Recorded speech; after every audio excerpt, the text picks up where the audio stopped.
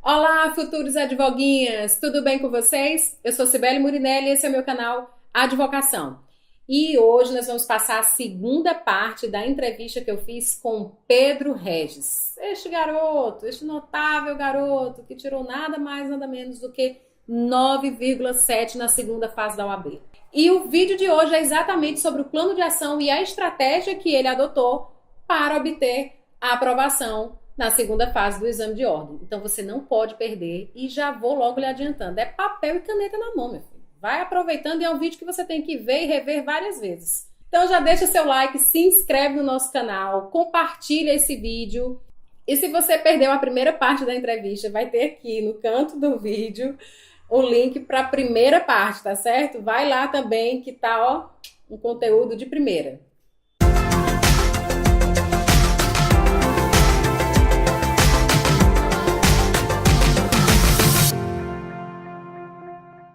Como foi esse seu processo de escolha para a matéria da segunda fase? Eu, desde o começo da minha graduação, eu estagiei no escritório de advocacia. Então lá eu tinha muito contato, ainda tenho hoje, é o mesmo escritório, com demandas trabalhistas. Então direito e processo de trabalho era algo que eu sempre tive contato. Então, por lógica e também por afinidade com a matéria, era muito óbvio que para mim era bem mais fácil eu me dedicar numa segunda fase àquela disciplina que eu tinha contato com a prática todos os dias. Para quem não tem contato prático com nenhum, de repente não tem estágio, não estagiou no escritório, eu recomendo que você vá por afinidade, porque você vai passar 2 meses, 2, 3 meses, né, entre uma fase e outra, estudando só aquela matéria. Então, de repente, você escolhe a matéria que alguém disse a você que a prova da segunda fase era mais fácil em matéria X, e você vai porque a prova é mais fácil, mas você não tem nada a ver com a matéria, não se identifica. Eu acho que vai ser bem mais complicada para uma preparação dessa, né? Se fazer uma matéria porque alguém disse que era mais fácil, quando você não se identifica com ela. Fazer a segunda fase, escolher a segunda fase pela sua lida diária, que você tem na sua prática, é muito bom, porque você já está familiarizado. Agora, corre o risco de você cometer alguns vícios, principalmente porque o que a gente vê na prática é muito distante, não é muito distante, mas digamos que tem algumas cascas de banana, né? Distancia-se um pouco do que a gente vê na teoria, do que é cobrado no exame de ordem. Você sentiu isso na sua experiência?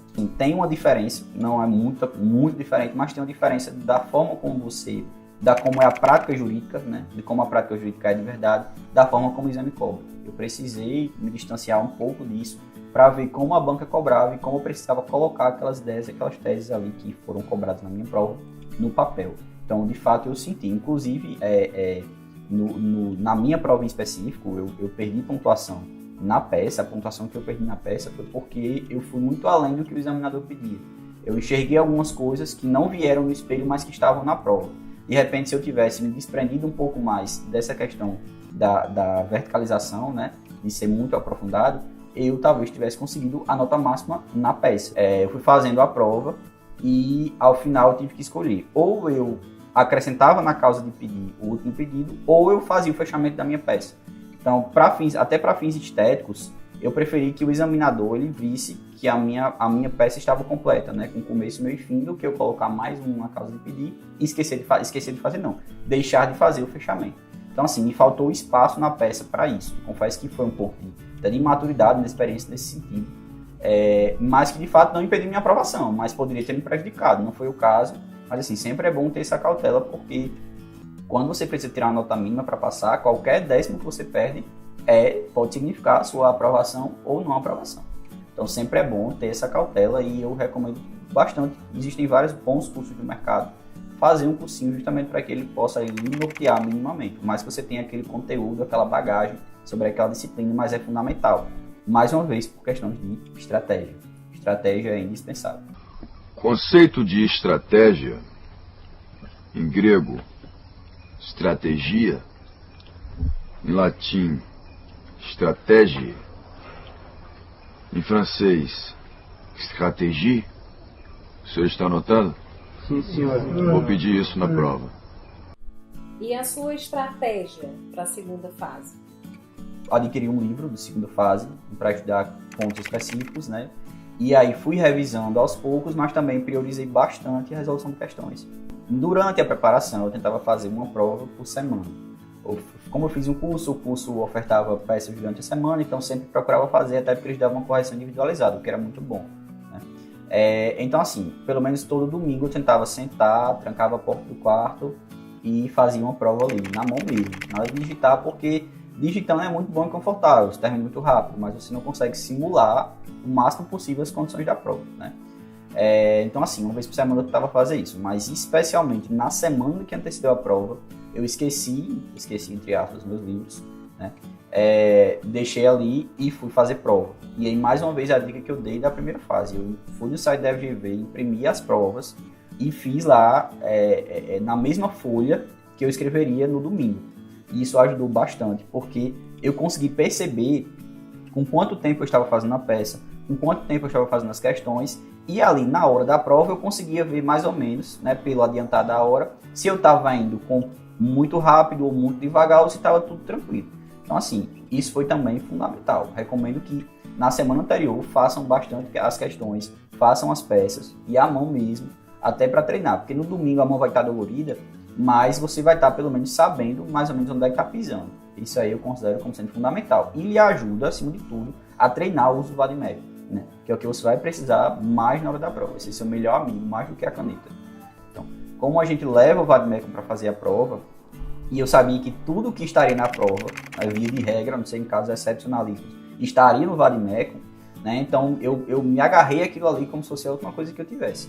Né? O vade-mecum, eu trabalhei muito em cima dele para me acostumar e me adaptar, e na hora da prova eu consegui ali manuseá-lo de forma a encontrar as respostas. Né? E assim, deu muito certo. E como foi esse seu manuseio com o vade-mecum? Como foi que você fez esses grifos? Como foi que você sinalizou, se encontrou ali dentro? Pronto. O vade-mecum, mais uma vez eu sempre pontuo minha experiência e a experiência geral. Né? Particularmente, muitas pessoas diziam, olha, o vade-mecum tem, principalmente quem faz em direito civil, olha, o vade-mecum tem que estar todo marcado, cor X, cor Y, assim, assado e tal. Muitas pessoas trabalham assim. Eu preferi não trabalhar assim e vou explicar por quê. Porque, na verdade, eu estudando, percebi que o que eu precisaria era de um bom índice remissivo. Né? É uma dica que me deram e que no estudo eu consegui concluir isso. Né? Eu precisaria de um bom índice remissivo. Por quê? O tempo da prova exígua, você precisa escrever, fazer uma peça inteira, fazer questões, e o tempo da prova exígua. Você não tem como estar manuseando um vade-mecum ali, com mais de quase 1000 páginas, para procurar informação. Então, você precisa focar no seu índice remissivo. Porque é lá que você vai procurar, né, palavras-chave, e com essas palavras-chave você vai conseguir o que você está procurando. Então, de fato, eu tentei esquecer mais o conteúdo do vade-mecum, um texto maior, e focar mais no índice remissivo. Porque lá eu consegui, de fato, manusear e encontrar melhor as informações. Tanto que, assim, minhas maiores marcações foram no índice remissivo, não foram no texto. Principalmente quando eu me deparava com o conteúdo, trabalho que é muita súmula, trabalho com muita jurisprudência, né? Quando eu via alguma informação que eu não conhecia, então eu marcava com a cor lá bem chamativo no vade-mecum, justamente porque eu sabia que se eu visse aquela questão eu não me desesperaria. Aquela informação em que pese em primeira mão não soubesse, mas já estava ali marcada no vade-mecum. Então essa é a minha estratégia, eu confesso que eu gostei particularmente e indico, né, para colegas que fizeram depois, eu indiquei, foque muito no índice remissivo, porque ele que vai lhe salvar. Mas essa questão de trabalhar o índice remissivo, você já falou que faz grifos com cores diferentes, aí você fazia anotações, tipo linkava súmulas, artigos. Como era que você trabalhava assim? E tem como ali, que é tão apertado aquele índice remissivo, né? Tem tanta coisa, tanta informação ali em cima da outra. Eu tentava pelo menos colocar as principais, fazendo as provas anteriores, você percebe que assuntos caem mais, né? Então eu tentava ali marcar as principais súmulas, né? Indicar, fazer a remissão das principais súmulas e fazer a remissão dos artigos onde estavam as principais peças que eram cobradas. Isso também me ajudou bastante, porque na hora da prova eu me recordo bem que eu não lembrava exatamente onde estava um determinado fundamento de uma questão, mas eu lembrei que eu tinha feito aquela marcação específica. Então, como estava com uma cor, determinada cor no vade-mecum, eu consegui na hora, pela cor, identificar onde é que estava. Então isso aí facilitou bastante. Mais do que... Holy shit. Was that a good holy shit or a bad holy shit? Mais do que se eu tivesse feito no texto do vade-mecum, aí eu teria que 1000 páginas para folhear. O índice são bem menos páginas, né? Mas assim, é muito particular. O pessoal que gosta bastante de artigos relacionados à petição inicial, cor tal, artigos relacionados à contestação, outra cor. Eu não fiz isso no corpo do ADMEC, mas no índice remissivo estava tudo lá, porque era lá que eu estava desenhando. E na hora da prova você foi direto para onde? Fez o primeiro tempo? A prova eu comecei pela peça, porque é uma boa pontuação na metade da prova, mas assim, é o que demanda mais trabalho. As questões, de repente, você coloca algo ali, eles vão considerar. A peça tem toda uma estrutura, toda uma forma de você colocar suas ideias, né? Toda a estrutura de fatos, fundamentos, pedidos, né? Endereçamento e tal. Então, de fato, eu comecei pela peça porque eu pensei que, bem, se não der tempo de concluir as questões, pelo menos eu consigo escrever alguma coisa e eles vão considerar. A peça eu não posso cometer esse erro, né? Então, eu dediquei mais tempo à peça e, de fato, comecei por ela. Não fiz rascunho, assim, rascunho de escrever tudo que eu ia colocar, né? Quando eu peguei a prova, eu dei uma folheada em toda a prova já para me acostumar, me familiarizar com o que eu teria que escrever sobre aquilo. Isso ajudou bastante. Na primeira fase não fiz em razão porque eram 80 questões, né? É humanamente impossível, você vai perder muito tempo. Mas na segunda fase você consegue fazer isso. Então, eu dei uma olhada nas questões, já vi mais ou menos o que era que estava sendo cobrado, e isso já me ajudou a, nem que seja no subconsciente, ficar ali maquinando, né, aquele fundamento jurídico daquelas questões, e fui direto para a peça. Na peça eu fiz um mini roteiro, esquematizei como seria o endereçamento, como seria a qualificação das partes, os fatos e fundamentos jurídicos e a forma como estava pedido. E isso também me ajudou bastante, porque e no momento dessa esquematização do roteiro, eu já colocava o artigo ou a súmula que era correspondente, já para que eu não precisasse depois voltar e procurar no VADMEC, né?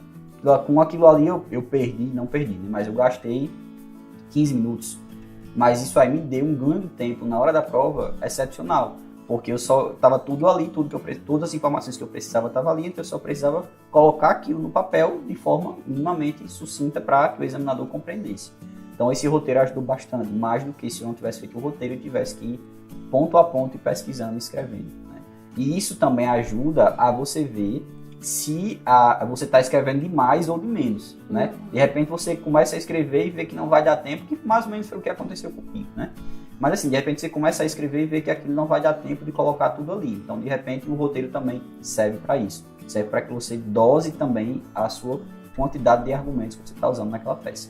Porque a OAB, o espelho da OAB é um espelho muito objetivo. Então, você também precisa ser objetivo nos seus argumentos. O examinador não vai analisar, mais uma vez, a profundidade. Não no exame de ordem, né? Ele vai analisar se o que está no espelho você colocou ali. Uma coisa mais, como diz o ditado, o cara crachá, né? Tá lá, ele vai pontuar.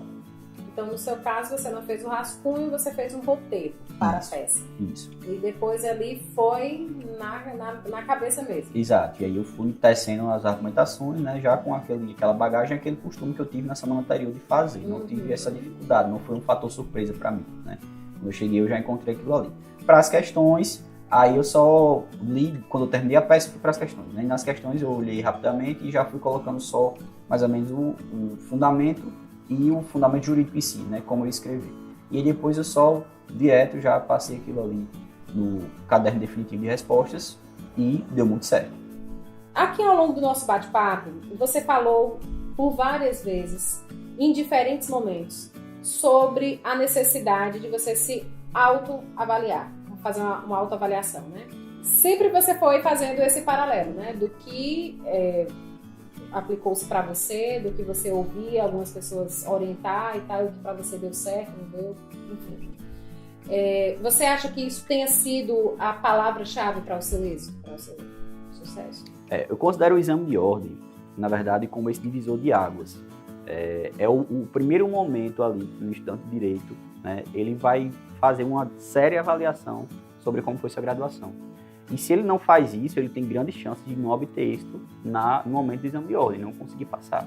Porque essa avaliação prévia que você faz, essa reflexão interna de como foi sua graduação, ela é essencial para que você veja onde você precisa melhorar, né?